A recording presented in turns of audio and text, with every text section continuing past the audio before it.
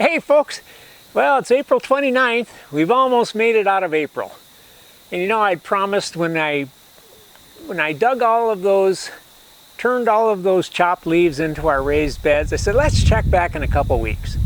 Well, most of that couple of weeks has been well below freezing. We've been down in the 20s, teens, even flirting with single digits here many nights in April. So I checked all of the beds yesterday with the digging fork, and there's good plump worm activity going on in all of them, so they'll get cranking here now. But I watered them all a little bit yesterday because it's starting to dry out, and then we got a little bit of rain. But we'll check on the raised beds in a little bit. But what I want to talk about today is my newest idea. And certainly not original. I know there are many of you folks out there who are doing similar things with capping your raised beds. Well, that's why I came up with the name. I call them bed caps. And here's my take on it. So what I did is I came up with a frame that's basically the same construction method as the tops, the caps of our raised beds. And if you recall from the raised bed video, those were made from cedar, 5/4 cedar decking that was ripped lengthwise, so it would take 3 8-foot planks to make one 4-foot by 8-foot cedar raised bed. Well, that was last year when they were $9.99 on sale, but now they're 25 bucks. So I wasn't going to use them for this. Maybe someday again if the prices go down and such, but I figured the frame on this bed cap doesn't need to be as substantial as the frame on the raised beds. I mean, we walk on them, we sit on them, they're going to be there forever. This just needs to support these 3 hoops that I bent using the bender. Got video on that, and we'll do a recap on that when I show you how to build one of these. That'll be a future video. Today I just want to give you a little overview, show you what it is and what it does.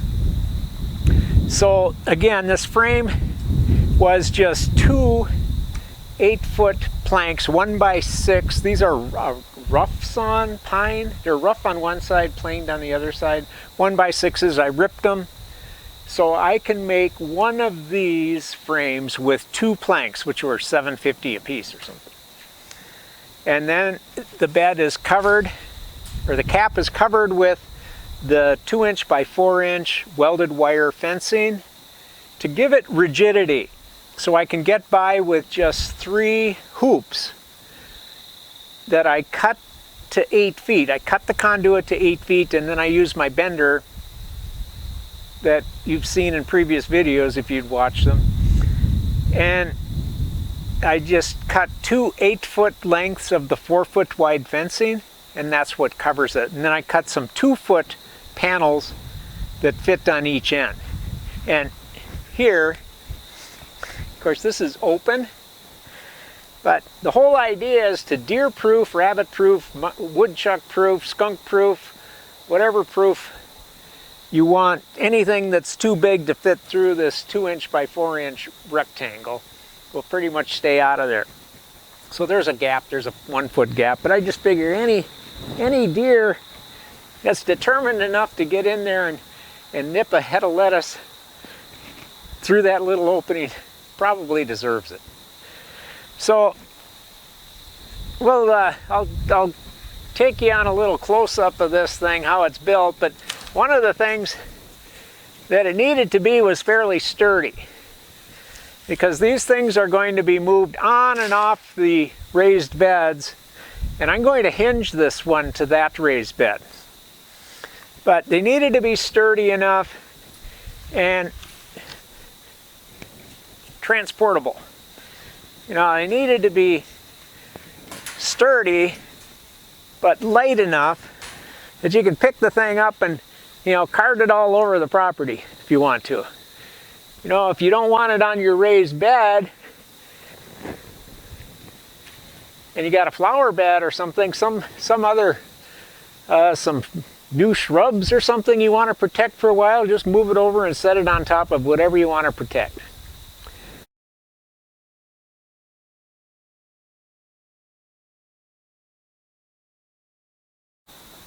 I threw a couple just 2.5-inch long, 1-inch hinges. They're rated for 40 pound for a 40-pound door, but that's hanging weight. So I figured they're plenty good for this, because all we're going to do is we're coming to inspect our plants, and oh geez, there's some weeds in there, or it's time to harvest.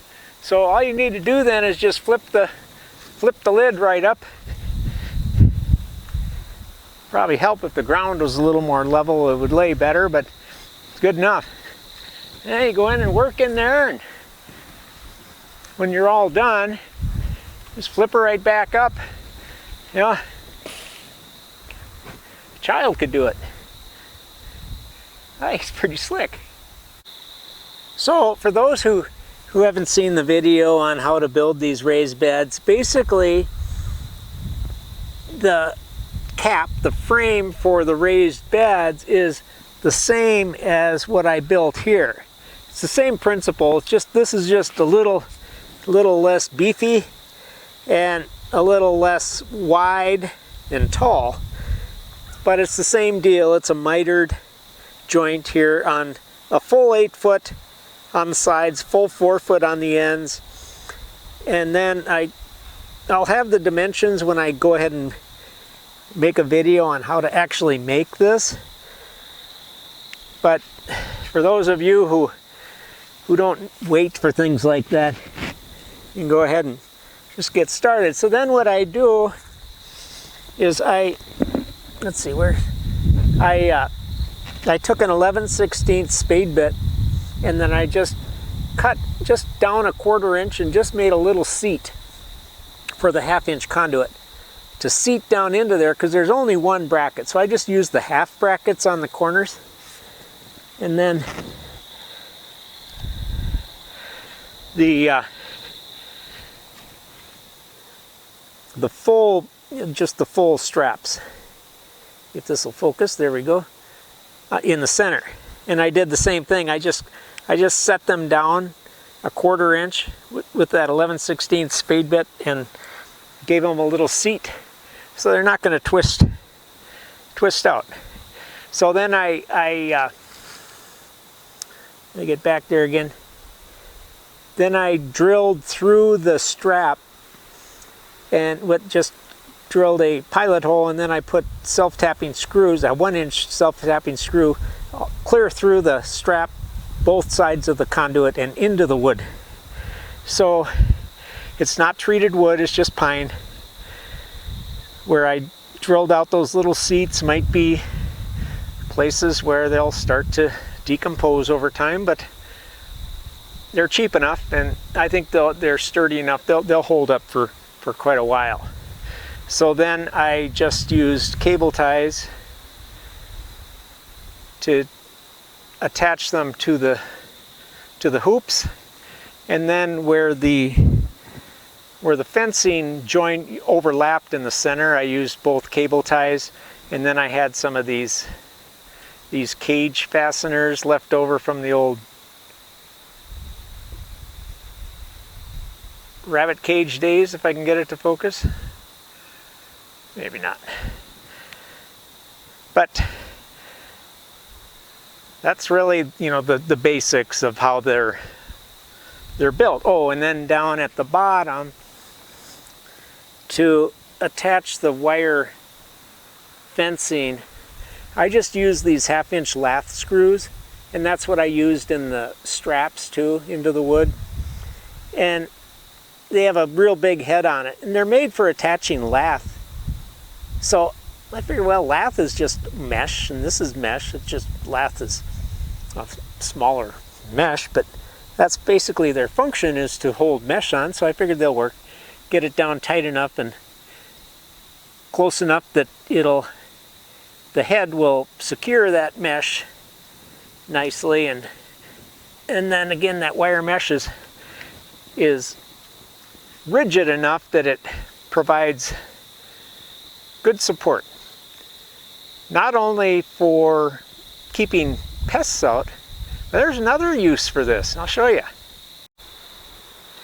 Now, it's far too windy to be getting too serious about putting row cover on, but that's another slick use for these as a season extender or an insect barrier. Or say you have brassicas in here, you've got cabbage and or Brussels sprouts and broccoli, and you want to keep the cabbage beetles from forming. And so anyways, I'm not going to mess with attaching this securely, but this is just my cutting 1/2-inch pieces of poly water line and cutting a slit down one side, and then just using them as a clamp, a bracket that goes over the hoops, and then just, you know, something as simple as clothespins along the edges to close it up.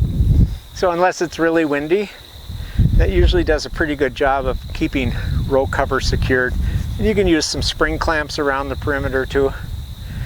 But that's just another use for the bed caps. Now a person could also put plastic over it. I'm not going to. I got another idea for a little mini hoop house. And I think it'd get awful hot in there. But the row cover, I think, is a slick way to go to give you a little frost protection, a little season extension, a little bit of more heat during the night for your hot weather crops, and again, some insect control. Okay, before we quit, we'll at least take a peek in here. Just see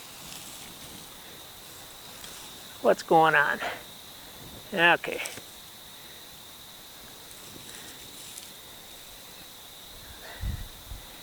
I saw 1, 2, 3.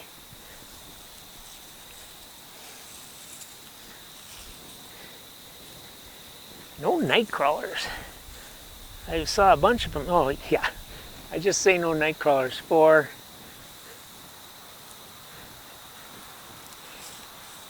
Yeah, I could sit here and